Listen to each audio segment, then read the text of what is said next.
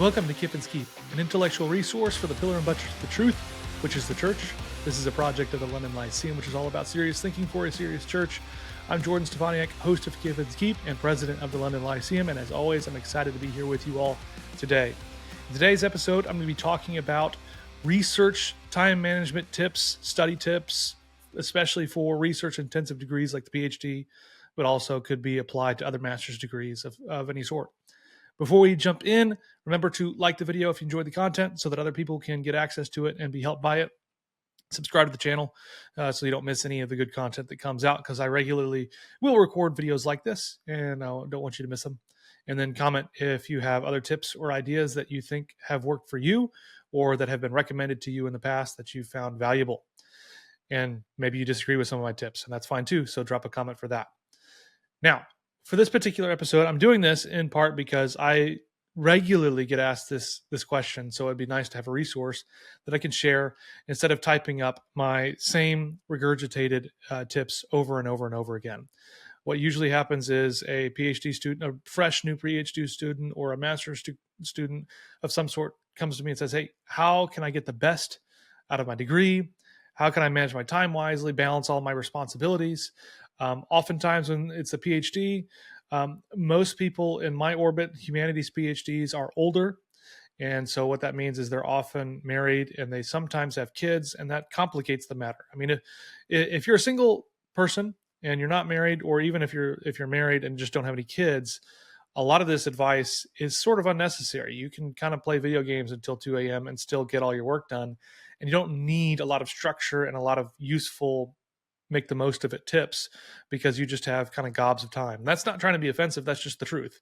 And I know most people, they grow in their bandwidth and their capacity and their motivation and stuff as they add on additional responsibilities. And it requires them to work harder and to utilize and be more efficient, utilize different tools and be more efficient. So let me give you a couple of tips. We'll see how many this turns out into. I've got 7 that I wrote down, but as I talk, I'm sure more might come to mind, because I know I've offered other tips than these.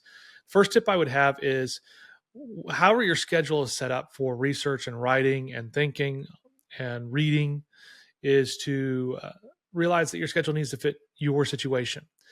Everybody's different, and so just taking a vanilla schedule off the shelf that someone else who's really productive and someone else who's really been beneficial in their situation may not fit your situation. So a common example of this is people who wake up early versus people who stay up late at night. That's obvious. I mean, different people have different sort of like hardwired clocks inside them, and they're better at waking up. They're more of a morning person. They're more of an evening person. They're a night owl. But also think about your own situation. If you have kids, so for me, for example, I'm more of a morning person, but now I'm not a night owl. And that's because I have 3 young children. And so that I know, let's say, even if I woke up at 4 a.m., let's say I had the drive to do it, without a doubt, you'll have little gremlin feet walking down the stairs and coming and finding you when you've barely done anything. It's just like a law of nature. Whatever it is, kids will find you if you wake up early. But if I stay up late at night, I kind of have this endless runway to get things done before people are waking up in the morning. And so for me, staying up late works better in my situation. But you got to understand your situation, your natural inclinations, your different responsibilities, and make it work for you. Number 2 is this: prioritize your family. So if you're married or if you have kids, you need to prioritize that. So work around their schedule. Don't give up their time with you or whatever it is to complete your goals, because you're ultimately going to fail at multiple things. You're going to fail your family, and then you're ultimately going to fail your studies, because you're not going to be fulfilled, because your family is what really is your number one priority that you should be caring for. And so you need to think about when are you going to do your research and writing and reading? And I would advise you to protect your weekends for your family. I know some people will carve out, let's say, Saturday mornings, they're going to go do writing and reading. Okay. Your family needs to be okay with that. But for most people, you need to probably cover up the weekends and say, I'm not going to do any work during the hours that I'm with my family and giving myself to them. And that includes afternoons / early evenings. If you have young kids, you need to give that to your children. They don't want to look back on that time and think, I don't know where my dad was or anything like that. So for me, for example, I don't start working on anything until they're all asleep. And so once they're all asleep, then I can get cranking on things. And I block out the weekends. I don't do any work while we go do fun things, whatever it is, where, we go to a museum or go to the beach or whatever it may be. I'm making sure to block that for my family. I don't want my kids to ever think, oh, my dad is doing a PhD. I want them to be completely oblivious to it. And I think if for those people who actually care about it and do desire it, you'll make a way and you'll be able to care about it. So you would prioritize your family. So I'm talking especially to the older people who are probably considering like, okay, I'm just starting a PhD or I'm starting master's degree, whatever it is. How do I make this work? You want to prioritize your family first of all, which you need to know your situation to do that appropriately. The third piece of advice is a little bit more practical, and it would be maximize your focus windows. And what I mean by that is there are going to be times and days and windows where you just really have it. And you have to understand yourself. You have to know when you have it and when you don't.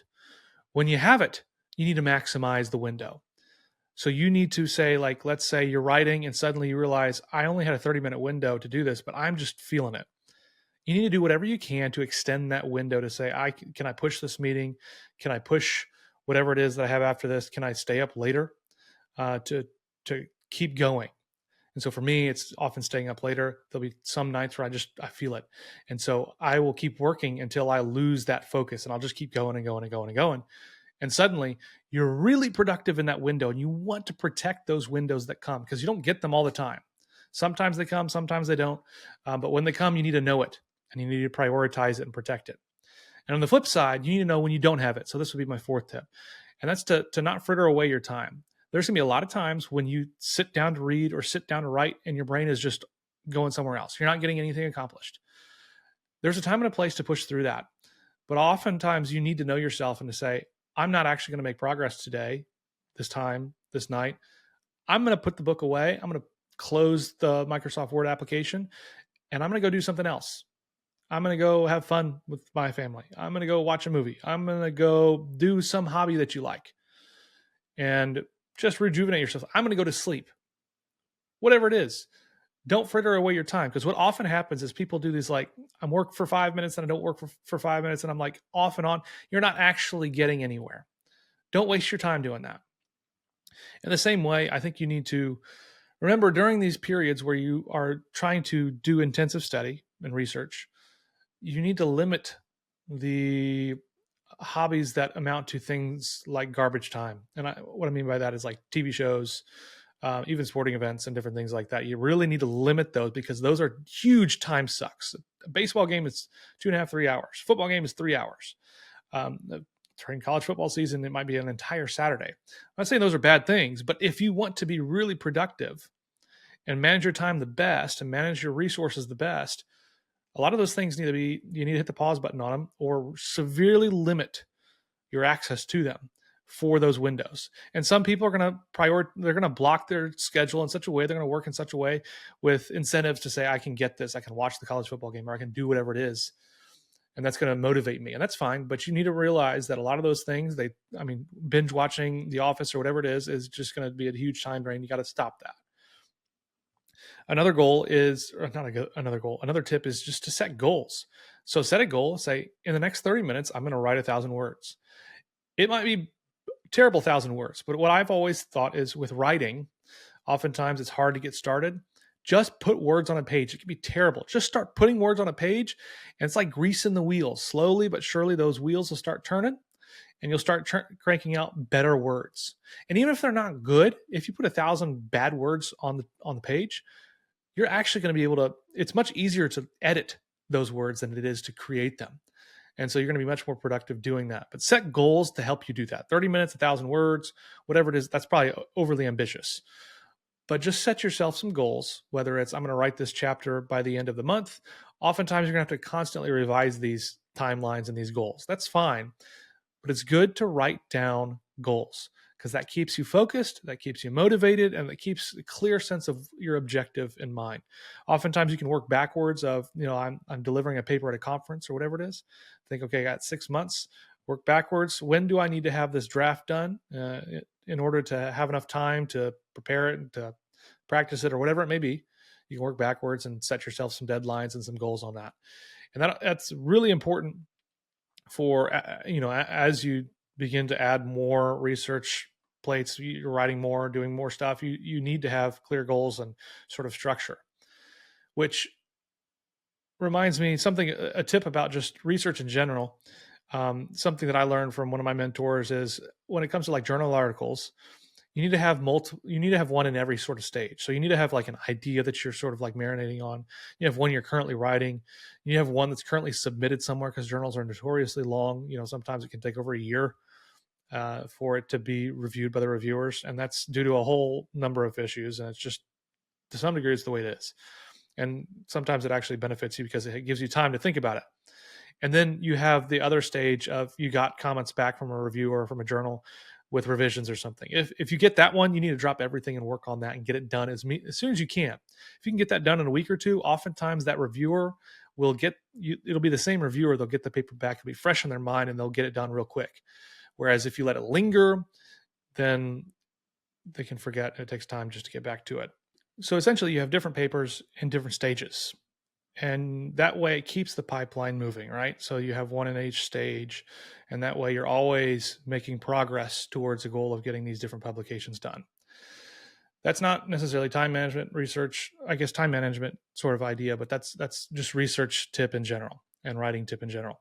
Another tip would be utilize the right automation tools to help you be more productive. And by that, I don't mean ChatGPT. Go ahead and if you've ever used ChatGPT, delete your login, whatever it is, stop using it. I don't care how productive it can make you be. It's been known to just degenerate and deform people. Like just you lose your ability to research and to think critically and to do all these things. So just get rid of the ChatGPT sort of tools. What I mean by automation tools are things like Zotero. Now, there's a bunch of people out there who are like footnote purists saying that Zotero deteriorates your ability to write a footnote. Say, okay, footnotes and bibliography are irrelevant to the research task in the sense of like remembering where the periods go. Like, I'm glad that you know that, the same way that I'm glad that some people have memorized the Chicago Manual of Style.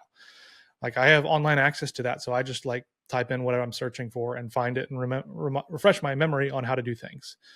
But it doesn't deteriorate me to have a tool to be able to search that quickly to find the answer. I don't have to memorize it.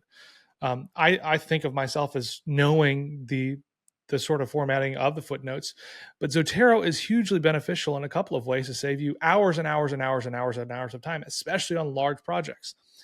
And that's because there's a couple of things that it really does for you. Number one, it can switch citation formats from things like Chicago to author date sort of style. And that's really important if your discipline has different journals that have different sort of style expectations. Some have footnotes, some have in-text citations. Do you know how long it would take you to switch that if you wrote the paper one way and then needed to submit it to a journal with a different one? With Zotero, that's one click. Boom, done. They're all flipped to the other one. Huge time savings. Another thing is, if you're like me, you write and then you rewrite and then you adjust sections and move things and change things. When you have to write footnotes, the very first one is going to be the standard citation. The next and everything thereafter is going to be a shortened citation. When you start moving stuff around, sometimes that first citation is no longer the first one, and sometimes one of the late ones is no longer the last one. It's actually the first one. You have to rewrite all the citations. Don't have to worry about that with Zotero. You just hit the button refresh, and it fixes them all for you, puts them in the correct order.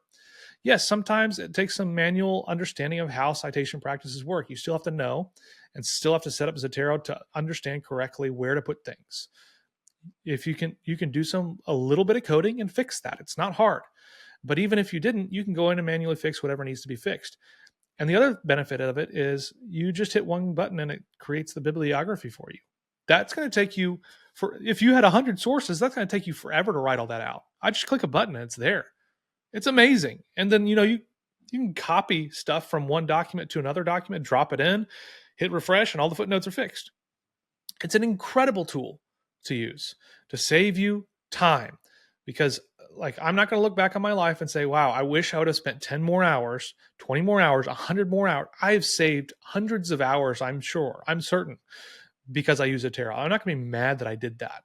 I used to be a footnote purist too. I'm a Zotero evangelist. Use it.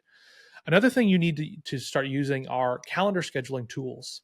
So if you have regular meetings with other people, you need to have a tool that assists you with setting up those meetings. So stop wasting your time, like looking at your calendar, finding out where you're available, especially for a lot of people who have multiple jobs. Like me, you have multiple responsibilities.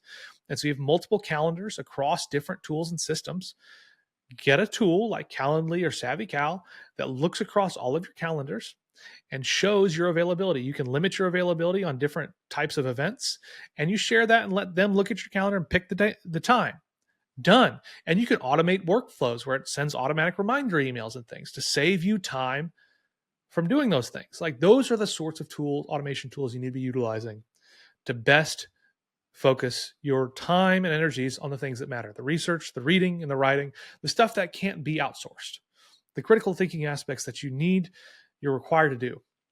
Another tip, I'm obviously going over 7, is to realize that you need to reread your sources multiple times, carefully, slowly, painfully, slowly. That's one thing that I learned when I was doing the PhD, is that you can read something the first time and think you have a good handle on it, and then you realize, actually, I don't. Actually, I need to read this 2 or 3 more times to really get at what I think is going on here. Oftentimes in our hubris, we think we understand it the first read through. We don't. We need to read sources multiple times, especially sources that you're engaging with in research and writing. So I would tell you, read things multiple times, and that's going to be only to your benefit. And you read them slowly and think about their arguments and their ideas. Another piece of advice would be to not endlessly do an admin sort of task. So you can get lost in your emails. I get a lot of emails. I know a lot of other people get a lot of emails. And so almost this advice is now morphing into not just PhD students, not just master's students, but educators and professors and other people who are writers or whatever, who get a lot of emails, right? You need to block time, start a timer, and say, I'm going to answer emails for 20 minutes and not more than 20 minutes. Answer what you can and get it done. If you're like me, there's a lot of emails that just take a lot of time to craft and to write and to respond, because you get a lot of important emails that you need to respond to, and it takes time to do it. And maybe sometimes you can dread it. And so one motivating factor for it is to block that time and just say, I'm going to crank through as many as I can and then be done. And that way you don't get stuck in the hole of email, which can keep you there forever if you get a lot. And yes, you might be delayed on some emails. That's okay. People don't need a response in 10 minutes. People don't need a response in a day. They can wait a few days. And that's okay, because you need to prioritize what's important for you. You need to steward your resources appropriately. Respond to everybody. I mean, respond to people, but don't feel like you have to get back to them in 20 minutes. That's okay. Take that burden off your shoulders and say, you know what? I'm going to get back to them when I can, when it's appropriate. And it's not going to take away from what I believe that God's given me to do here, to research, to write, to think, to do whatever it is that I need to do. I'm sure there are other tips out there. I know different people have different schedules and how they set it up. So like I said, for me, it's always in the evenings, and that works for me. I think it would work for a lot of other people too. The people are like, well, I'm tired. Well, you need to buck up. If you want to really do this sort of level of work and research, then you have to give up some things. You have to be dedicated, and you have to be focused, and you have to work hard. I think of myself as a fairly productive person. I'm not as productive as some others, but I'm not as unproductive as others. I'm sort of in the middle. But I feel like I have a lot of different plates spinning, enough to where I can say, these are some good ideas to help you maximize your productivity in the research field that you're working in. So I'd love to hear what you all have to say. I mean, if you have tips or ideas, drop them in the comments so that others can be benefited by them, because maybe, I didn't come up with a tip and you've got a really good one. Somebody watches this video and they can look down there and they can be helped by those tips. So I'd love to see lots of comments here on what works best for you, what you found is useful for your situation, what you can look back on or what you look at now, things that I didn't cover that you think are really, really useful. Anyway, I appreciate you all for tuning in to Kiffin's Keep, and I look forward to thinking with you all soon.